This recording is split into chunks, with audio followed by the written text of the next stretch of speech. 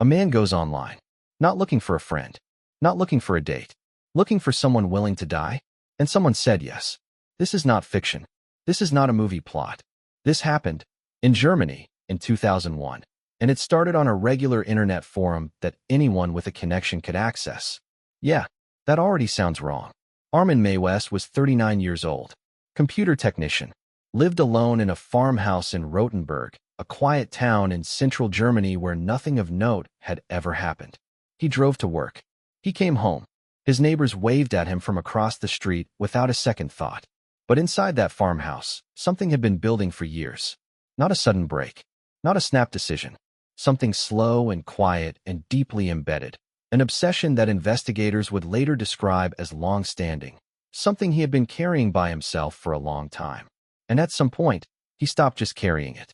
He went online, and he posted an ad. The post wasn't coded, wasn't hidden behind metaphor or buried on some encrypted corner of the internet. It was direct, sitting on a regular forum, in plain language, for anyone to read. He was looking for a person willing to be killed. Not as a fantasy, not as a joke, as a real, literal offer made publicly under his own name. He kept posting, checking every few days, like eventually the right person would answer. Several people responded over the weeks that followed. Read the post, reached out, and then pulled back the moment they realized he was completely serious.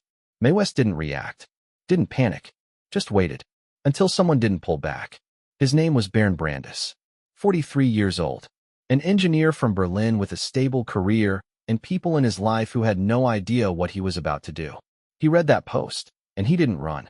He responded, and what followed wasn't impulsive or frantic. It was methodical in a way that is genuinely difficult to process. They exchanged messages for weeks, went over every detail, how they would meet, where it would happen, the exact sequence of events. Step by step, beat by beat, like two people planning a trip neither of them would come back from. One of them was choosing to end his life. The other was choosing to be the one who ended it. Both of them knew exactly what they were agreeing to. And that single fact is what makes this case unlike almost anything else in criminal history. Because if one person, had seen those messages and made a phone call, none of what followed would have happened. But nobody did. The conversation continued. The plan took shape. And eventually, a date was set. A train ride. Hours to think. And he still didn't turn back. Brandis traveled to Rothenburg voluntarily. Packed a bag. Walked through the front door of that farmhouse on his own 2 feet, with time to change his mind at every step of the journey. No coercion, no deception, no force. He chose this, fully, consciously. And after that door closed behind him, there was no undoing it. What happened inside that farmhouse was exactly what they had planned. Brandis was killed in that house, in that room, exactly as they had agreed, with no one else there. No interruption, no second thoughts. And the entire thing was recorded. Not hidden afterward, not destroyed, documented and kept, sitting inside that farmhouse like it was simply part of the record. Meiwes went back to his normal life the next day. Normal commute, normal job, normal neighbors waving from across the street. And for 2 years, nobody knew. A documented, planned, recorded killing had taken place inside that house, and the world had no idea. It could have stayed buried forever. Except Meiwes didn't stop. He went back online. Same forums, similar posts, waiting again. And that was the mistake, because this time, someone read the post and didn't scroll past. They reported it. Police began building a case quietly before making a move. When they finally searched the farmhouse, they weren't entirely sure what they'd find. What they found was worse than the tip had suggested. The recording, the documentation, physical evidence that confirmed everything, left in plain sight without any apparent concern for concealment. The investigators who walked out of that farmhouse knew immediately. This was something the legal system had never seen before. And this is where everything stops making sense. The prosecution had a killing. Documented. Confirmed. Undeniable. The defense had one word. Consent. Brandis had agreed, explicitly, in writing, over weeks of deliberate communication. He had traveled there voluntarily. He had participated willingly in everything that followed. So the entire case collapsed into a single question that no German court had ever had to answer before. Can someone legally agree to their own death? Think about what that actually requires you to decide. We allow people to refuse life-saving treatment. We allow people to make decisions that shorten their lives in stages. Certain countries allow assisted dying under specific conditions. So where exactly is the line, and who draws it? Germany had no law specifically covering consensual killing between two adults. The gap was real, and the court was standing directly inside it. The first verdict came back, not murder. Manslaughter. 6 years. 6 years.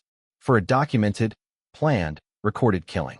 Because the court looked at the consent and genuinely didn't know what else to call it. The prosecution appealed immediately. A retrial was ordered. New court, same evidence, and a completely different conclusion. Murder. Life sentence. Same facts. Same recording. Same room. Two courts, two opposite answers. And the reason that happened isn't that one court was wrong and the other was right. It's that the law itself didn't know. One court saw a man who killed. The other saw a man who helped someone die. The distinction sounds philosophical until you're the judge holding the sentencing guidelines and realizing they were written for a world that didn't include this. Here's what this case actually exposed, and it goes far beyond one farmhouse in one German town. For most of human history, if you wanted to find the one person on Earth who shared your darkest impulse, the barrier was enormous. Geography, isolation, the near impossibility of locating someone who thought the way you did.